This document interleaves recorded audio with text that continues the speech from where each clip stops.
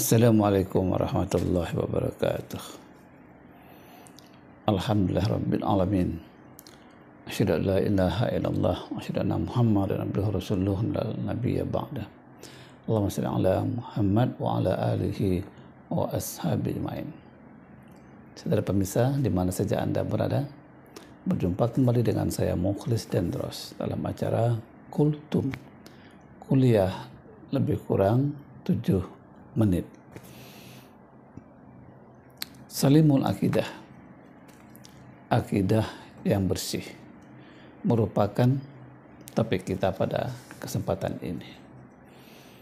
Ajaran Islam itu banyak, meliputi seluruh aspek kehidupan, tapi paling tidak ada 3. Yang pertama, akidah, membicarakan tentang iman dan seluruh aspeknya. Yang kedua, ibadah atau syariah. Di dalamnya bicarakan tentang praktek-praktek ibadah, hukum-hukum Islam. Yang ketiga, akhlak, etika atau juga adab.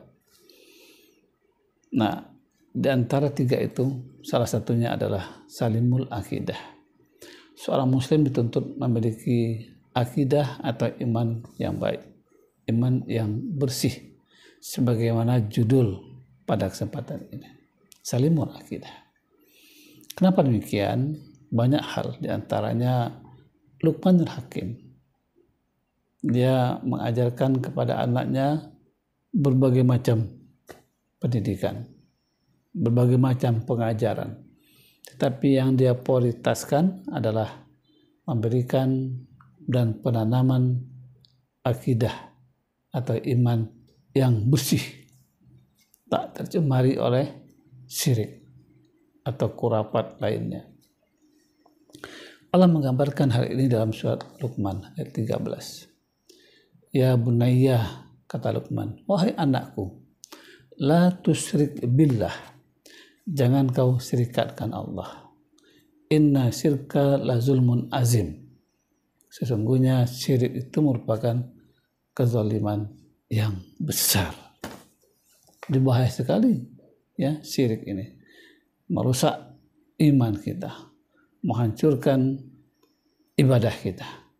Sebagaimana surat Az-Zumar, Allah berfirman, la in asyrakta ayahbatunna amaluka, jikalau engkau mensyirikatkanku maka hapuslah seluruh amalmu. Sia-sia kita beramal, beribadah ketika iman kita, ketika akidah kita dirusak dengan syirik diantaranya.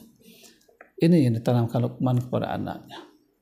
Yang kedua, sejarah mencatat Rasul selama 13 tahun di Mekah, kemudian dilanjutkan dengan dakwah ke Madinah, hijrah.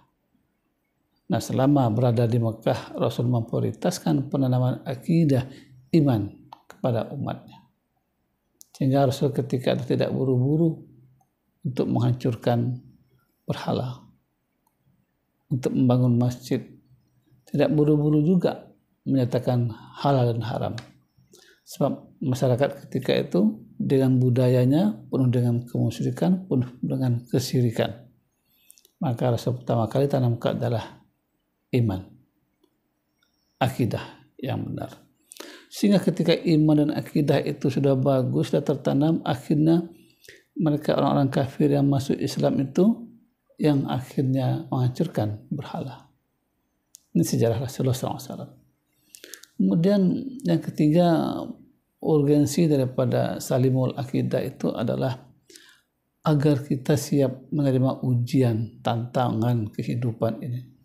Sebab hidup ini berat, penuh dengan tantangan, penuh dengan fitnah, ujian. Sebagaimana Allah berfirman, am hasibtum an tadkhulal jannah, jangan kamu kira kamu akan masuk surga. Walamma ya'tikum masalul ladzina khalu min qablikum massatuhumul ba'sa'u wad-dharra'u wa zulzilu hatta yaqula rasulul ladzina amanu ma'ahu mata nasrullah.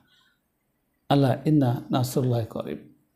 Jangan kamu kira kamu akan masuk surga, kata Allah, sebelum datang berbagai macam ujian, penderitaan, kesengsaraan, kerasnya kehidupan, sebagaimana diberikan para orang-orang terdahulu sebelum kamu. Sehingga dengan beratnya ujian itu sampai mereka mengatakan, orang beriman dan Rasul di antara mereka mengatakan, mata nasrullah, kapan tolongan Allah itu datang? Maka Allah mengatakan, ala inna nasrullah qarib. Ta'ala sesungguhnya pertolongan Allah itu cepat atau dekat sekali.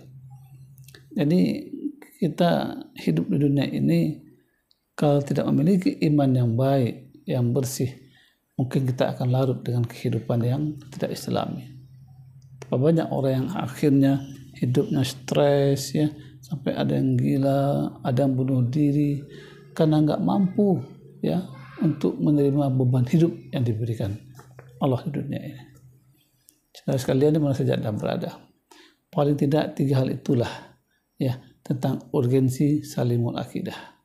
Kita perkuat akidah kita, kita bersihkan iman kita, dan kita perbanyak amal ibadah kita. Mudah-mudahan yang disampaikan ini ada manfaatnya. Lebih kurangnya mohon maaf. Bila taufiq wa hidayah. Wassalamualaikum warahmatullahi wabarakatuh.